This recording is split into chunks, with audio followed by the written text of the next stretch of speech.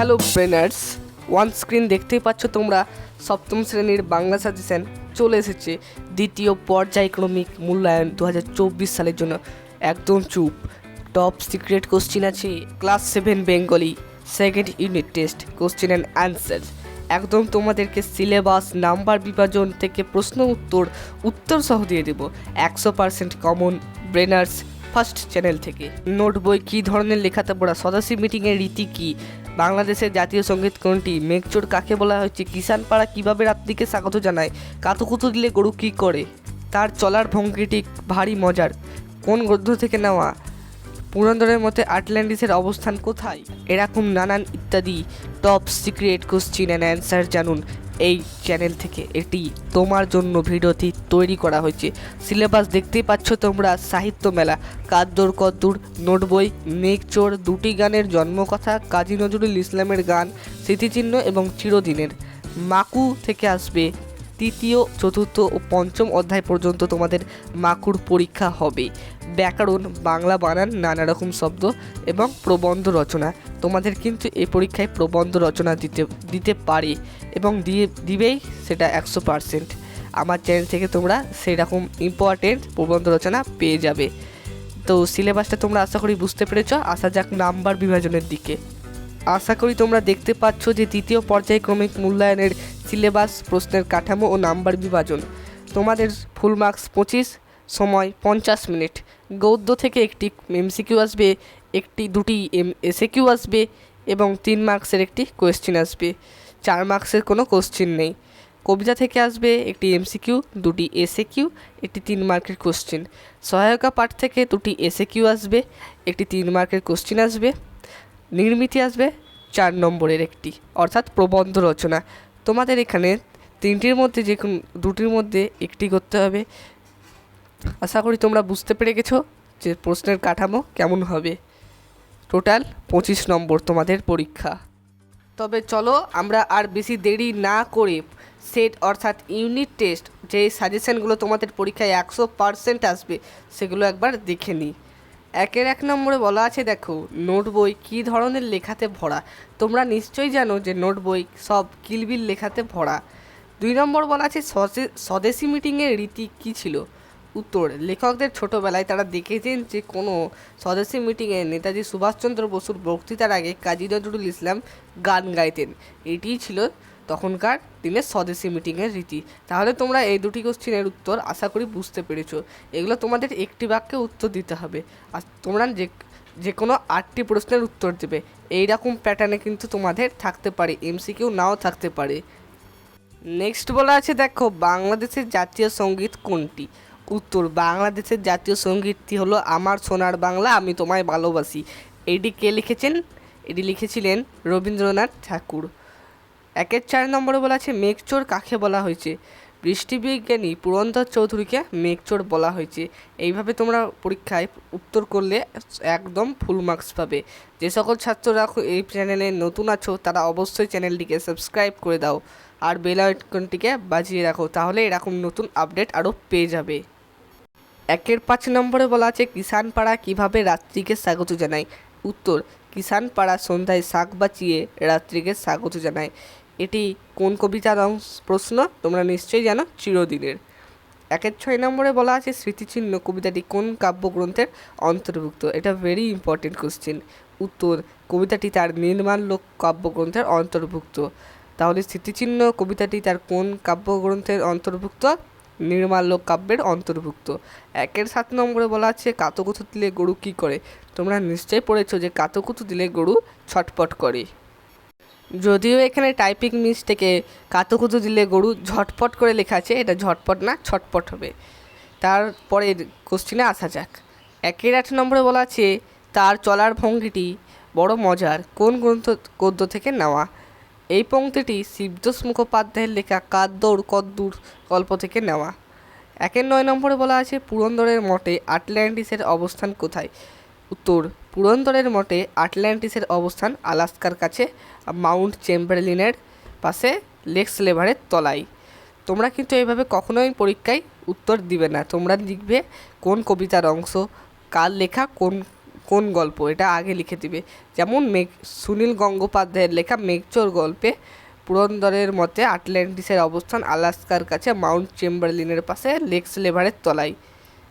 তোমাদের মনে রাখা দরকার, আমি কিন্তু এখানে 10টা কোশ্চেন দিয়েছি, তার মধ্যে তোমরা যে কোনো 8টা বেছে নেবে। পরীক্ষাতেও এরকম থাকবে, বলা থাকবে যে কোনো 8টি। দেখো 1-এর 10 নম্বরে বলা আছে ব্যস্ত ঘড়ির কাঁটা কোথায় গিয়ে থেমে গেছে। উত্তর, ব্যস্ত ঘড়ির কাঁটা বৃষ্টিবহুল রাজু গ্রামে এসে থেমে গেছে। 2 নম্বরে বলা আছে যে কোনো 4টি প্রশ্নের উত্তর দাও। 2 নম্বরের বলা আছে দেখো দেখলাম হেদোর কাছেই ভিড় জমাচ্ছে, কারা কেন ভিড় জমাচ্ছিল। উত্তর, ভিড় জমাচ্ছিল সাধারণ মানুষ। তাহলে কারা ভিড় জমাচ্ছিল হেদোর কাছে? সাধারণ মানুষেরা হেদোর কাছে ভিড় জমাচ্ছিল।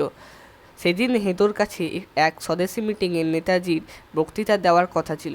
নেতাজিকে চোখের সামনে রেখে দেখা এবং তার বক্তৃতা শোনার জন্য সকলে ভিড় জমিয়েছিল। তাহলে বুঝতে পারলে যে হেদোর কাছে কেন ভিড় জমিয়েছিল এবং কারা কেন ভিড় জমিয়েছিল। এরকম প্রশ্ন তোমাদের পরীক্ষায় আসবে, আর এই কোশ্চেনটি ভেরি ইম্পর্টেন্ট। সাবস্ক্রাইব করে দিও যারা এই চ্যানেলে নতুন আছো। 2-এর 2 নম্বরে বলা আছে অসীমা হঠাৎ মুখ নিচু করে মুচকি মুচকি হাসতে লাগলো। কোন গল্প, কার লেখা? এটি মেঘচোর গল্প, শিবতোষ মুখোপাধ্যায়ের লেখা। এইটুকু লিখলে তোমাদের ফুল মার্কস পেয়ে যাবে, একদম 2 নম্বর। 3 নম্বর 2-এর 3-এ বলা আছে যে মূঢ় ওরা ব্যর্থ মনস্কামনা কোন কবিতা থেকে নেওয়া? মূঢ় কথার অর্থ কী? এটি স্মৃতিচিহ্ন কবিতা থেকে নেওয়া। মূঢ় কথার অর্থ হলো বোকা বা অজ্ঞ, যার কোনো জ্ঞান নাই। 2-এর 4 নম্বরে বলা আছে ওরা ভেবেছিল মনে কোন কবিতা থেকে নেওয়া? ওরা কী ভেবেছিল? এটি স্মৃতিচিহ্ন কবিতা থেকে নেওয়া। তারা ভেবেছিল তাদের তৈরি করা সৌধর দ্বারা মানুষ তাদের চিরকাল স্মরণে রাখবে, অর্থাৎ মনে রাখবে। 2-এর 5 নম্বরে বলা আছে তুষার যুগ কাকে বলে? এটা তোমাদের ভেরি ইম্পর্টেন্ট কোশ্চেন, পরীক্ষায় এসে গেছে। তুষার যুগ কাকে বলে? বলো তো তুষার যুগ কাকে বলে, জানলে কমেন্ট করো। তুষার যুগ সেই সময়কে বলা যায় যখন বহুদিন ধরে ভূপৃষ্ঠের তাপমাত্রা তাৎপর্যপূর্ণ হ্রাস পরিলক্ষিত হয়, যার ফলে মহাদেশীয় তুষার চাদর, মেরু অঞ্চলের তুষার চাদর ও আলপাইন হিমবাহের লক্ষণীয় প্রসারণ ঘটে। তাহলে তুষার যুগ কাকে বলে বুঝতে পারলে। 2-এর 6 নম্বরে বলা আছে ভালো কথা শুনে যাই চটপট লিখে দেয়। বক্তা কোন কোন ভালো কথাগুলি তার নোট বইতে লিখে রেখেছিলেন? বক্তা অর্থাৎ বাচ্চা ছেলেটি, বক্তা অর্থাৎ কে জানো? বাচ্চা ছেলেটি। এই নোট বই নিয়ে আমার একটা সেপারেট ভিডিও তৈরি করে দেওয়া হয়েছে আমার চ্যানেলে, তোমরা অবশ্যই দেখে নেবে। আর এরকম নানান সাজেশন আমার চ্যানেলে কিন্তু তোমরা পেয়ে যাবে। বাংলা ইতিহাস, ভূগোল, জীবনবিজ্ঞান, ভৌত বিজ্ঞান সব কিছুই পেয়ে যাবে। বক্তা অর্থাৎ বাচ্চা ছেলেটি তার নোট বইতে নানান ধরনের প্রশ্ন এবং উত্তর তার লিখে রেখেছিলেন। যেমন ফড়িংয়ের কটা ঠ্যাং, আরশোলা কী কী খায়, আঙুলে আঠা দিলে চটচট করে কেন, কাতুকুতু দিলে গরু ছটপট করে ইত্যাদি। 3-এ দেখা বলা আছে যে কোনো একটি প্রশ্নের উত্তর দাও। 3-এর 1 নম্বরে বলা আছে ঘাস জমিতে কেমন খেলা দেখিয়েছিল জানোয়াররা? উত্তর, ড্যাম কুদ্দু কুদ্দু করে যেই না বাজনা বেজে ওঠে অমনি ঘাস জমিতে এক পাশের চাটাইয়ের দরজা খুলে যায়, তারপর সেখান থেকে 10টা কোকড়া চুল কুকুর বেরিয়ে এসে তারা পিছনের দুপা ভর করে দাঁড়িয়ে আর সামনের দুপা লাল ফিতে বাঁধা করতাল বাজতে শুরু করে। ঢ্যাম কুড্রু কুদ্দু ভপড় ভপড় করে যতই বাজনা বাজছিল কুকুরেরা ততই এক লাফ দিয়ে উঠে পাই পাই করে ঘুরতে শুরু করে। এমনি টগর বগর করে 4টে বাঁদর টুপি মাথায় দিয়ে 4টে ঘোড়া হাঁকিয়ে সেখানে এসে উপস্থিত হয়। এভাবেই ঘাস জমিতে জানোয়াররা খেলা দেখায়। 3-এর 2 নম্বরে বলা আছে ঘড়িওয়ালা বনে আসতো কেন? উত্তর, তবে বলে রাখি যারা এই চ্যানেলে নতুন আছো তারা অবশ্যই ভিডিওটিকে একটি লাইক করে দেবে এবং চ্যানেলটিকে সাবস্ক্রাইব করে দেবে। অতি শীঘ্র তোমরা গ্রুপে জয়েন করে নেবে, হোয়াটসঅ্যাপ গ্রুপে। সেখানে অনেক নিত্য নতুন তথ্য দেওয়া হয়, অবশ্যই তোমরা তাড়াতাড়ি আপডেট পেয়ে যাবে। কামিং সুন অনেকগুলো তোমাদের সাজেশন আসতে চলেছে, তাই তোমরা চ্যানেলটিকে সাবস্ক্রাইব করে রাখো। ঘড়িওয়ালা প্রকৃতপক্ষে হোটেলওয়ালার ভাই, সে গোপনে বনে আসতো, হোটেলওয়ালাকে চুপি চুপি দাঁড়িয়ে ঘ সরবরাহ করতো। আবার কলের পুতুল খোঁজেও তাকে বনে আসতে হতো, কারণ সেই পুতুলের চাবি ফুরিয়ে গেলেই, অর্থাৎ মাকুর চাবি ফুরিয়ে গেলেই নেতিয়ে পড়বে। তাহলে সে পুতুল বলতে কাকে বোঝানো হয়েছে আশা করি তোমরা বুঝতে পেরেছো, মাকুকে। সে নেতিয়ে পড়বে। আবার স্বর্গের সুরুয়া খেতেও ঘড়িওয়ালা বনে আসতো। তাহলে ঘড়িওয়ালা কেন বনে আসতো বুঝতে পেরেছো আশা করি। তিন নম্বরে বলা আছে সোনা ও টিয়া কার প্রতি খুশি হয়েছিল এবং কেন? উত্তর, সোনা ও টিয়া হোটেলওয়ালার প্রতি খুশি হয়েছিল। তাহলে সোনা টিয়া কার প্রতি খুশি হয়েছিল? হোটেলওয়ালার প্রতি খুশি হয়েছিল। এরকম শর্ট কোশ্চেন পরীক্ষায় কিন্তু আসে। বটতলায় সরাইখানায় পৌঁছানোর সঙ্গে সঙ্গে হোটেলওয়ালা সোনা টিয়াকে খাবারের ব্যবস্থা করে দিয়েছিল। এমনকি তাদের কাছ থেকে পেট ভরে খাবার মতো পয়সাও না থাকলেও হোটেলওয়ালা তাদের পেট ভরে খাবার খেতে বলেছিল।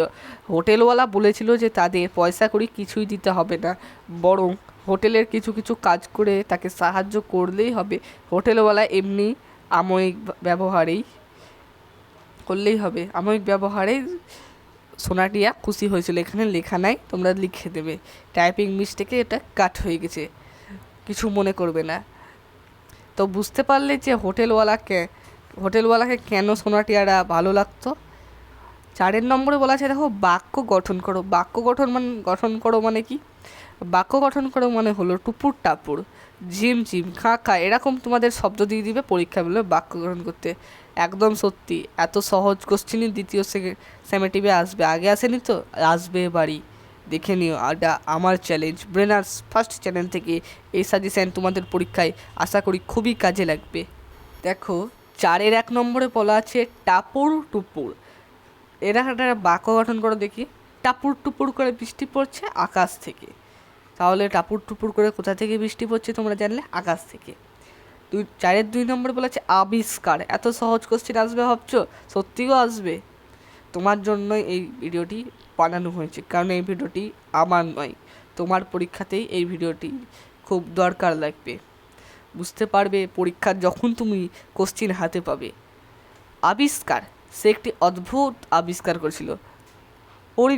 পরিবেশকে বাঁচানো আমাদের কর্তব্য। ঘন্টায় ঘন্টায়, এই লাইনটা লিখলে তোমরা অবশ্যই ফুল মার্কস পাবেই। ঘন্টায় ঘন্টায় ঘড়ির ঘন্টা বাজে। তোমাদের প্রবন্ধ রচনা আসবে 4 নম্বরের। প্রবন্ধ রচনা যে কোনো একটি লিখতে হবে, 3টি থাকতে পারে, আমি একটি দিয়েছি, আবার নেক্সট ভিডিওতে আরও দিয়ে দেওয়া হবে। তাছাড়া আরও দিয়ে দেওয়াও হয়েছে চ্যানেলে, তোমরা দেখে নেবে আমার চ্যানেলে গিয়ে। দেখো এই প্রবন্ধ রচনাটা তোমাদের দিবে যেটি পোড়া বাড়ির আত্মকথা। এটা পোড়া বাড়ির আত্মকথা, পর্ষদ নমুনা প্রশ্ন এটা কিন্তু। দেখো এইভাবে লিখবে, প্রথমে স্টার্টিং করবে খাদ্য, বস্ত্র ও বাসস্থান, এই 3টি চাহিদাই মানুষ বেঁচে থাকার পক্ষে অপরিহার্য, কিন্তু বাসস্থান হয়েও আজ আমার তেমন কোনো মূল্য নেই। তবে তোমাদের একটা কথা বলে রাখা ভালো, যে বায়োগ্রাফি আর অটোবায়োগ্রাফি। বায়োগ্রাফি মানে হলো জীবনী, তুমি কারোর সম্বন্ধে জীবনী লিখলে এটাকে বলে বায়োগ্রাফি। যেমন রবীন্দ্রনাথের বায়োগ্রাফি, নেতাজি সুভাষচন্দ্র বসুর বায়োগ্রাফি, কাজী নজরুল ইসলামের বায়োগ্রাফি, এগুলোকে বলে বায়োগ্রাফি। আর যদি বলি অটোবায়োগ্রাফি মানে কি? আত্মজীবনী। তুমি বললে রবীন্দ্রনাথ ঠাকুরের আত্মজীবনী লিখো, তখন তোমাকে কেমনভাবে লিখতে হবে? রবীন্দ্রনাথ এত সালে জন্মগ্রহণ করেছিল, এইভাবে লিখলে কিন্তু হবে না। এগুলো কেমনভাবে কিসে লিখে? এগুলো লিখে বায়োগ্রাফি অর্থাৎ জীবনীতে লিখবে। জীবনীতে কেমনভাবে লিখবে জানো? লিখবে তিনি এত সালে জন্মগ্রহণ করেছিলেন, তার বাড়ি এখানে, তিনি এই থেকে পড়াশোনা করেছিলেন, এটা হলো জীবনী।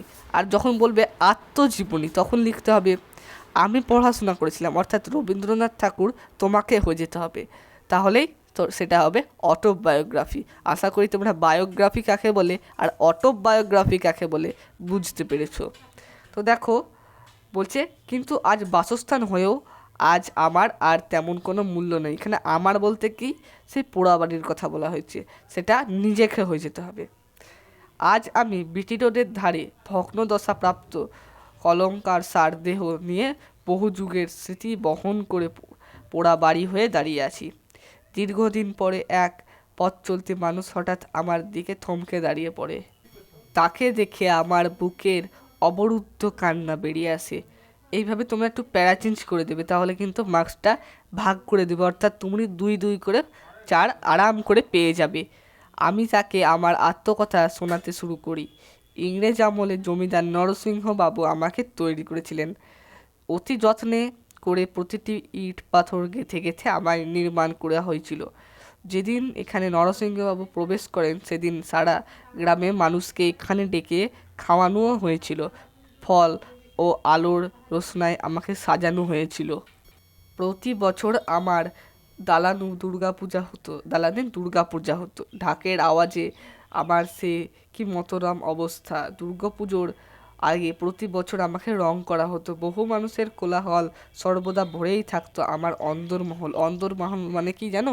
ভিতরে, তাই অন্দরমহল বলে ভালোবাসায়। কিন্তু কালে কালে আমার জৌলুস কমে গেল, অর্থাৎ জৌলুস মানে কি রং চং। জমিদার বাবু মারা গেলেন, কেন বুঝতে পারলে? তাহলে জৌলুস কেন কমে গেল?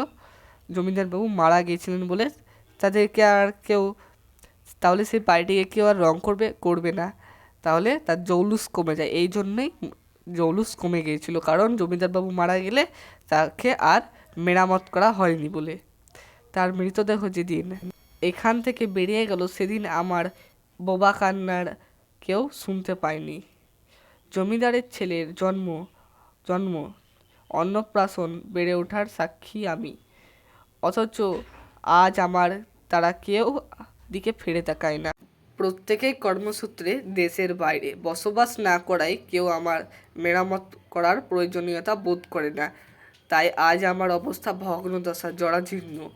দেওয়ালের পলেরাস্তার খোসের ইটেরা উঁকি মারছে, বাড়ির দেওয়াল ফুঁড়ে একটা বটগাছ বেরিয়েছে, সাপেরা এখানে বাসা বেঁধেছে।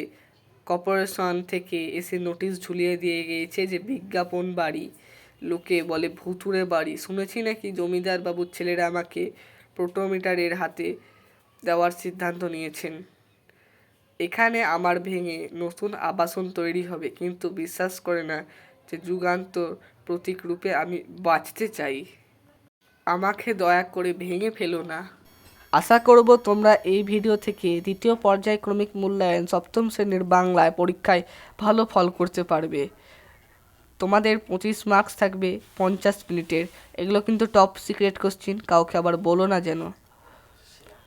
শেয়ারটা কিন্তু করতে ভুলবে না। তবে সিলেবাস, নাম্বার বিভাজন, প্রশ্ন উত্তর সহ তোমাদেরকে আমি দিয়ে দিয়েছি। সেকেন্ড ইউনিট টেস্টের 100% কমন সাজেশন ব্রেনার্স ফার্স্ট চ্যানেল থেকে এটি। তবে তোমাদেরকে বলে রাখি একটি বিষয়, যে আগামী দিনে আরও এরকম নানান ইম্পর্টেন্ট সাজেশান অর্থাৎ ইউনিট টেস্ট আসতে চলেছে, এবং নানা রকম স্কুলের যেগুলো তোমাদের কোশ্চেন থাকবে সেগুলো আমার কমিউনিটিতে পরীক্ষার আগে পেয়ে যাবে। তোমরা অবশ্যই আমার চ্যানেলটিকে সাবস্ক্রাইব করে দাও, আর যারা সাবস্ক্রাইব করেছো তাদের জন্য অসংখ্য ধন্যবাদ। আগামী দিনে আশা করি তোমরা ভালো ফল করবে। Tata, bye bye.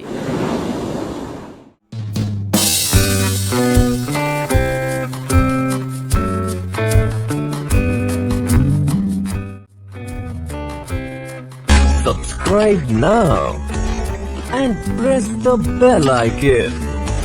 Never miss an update.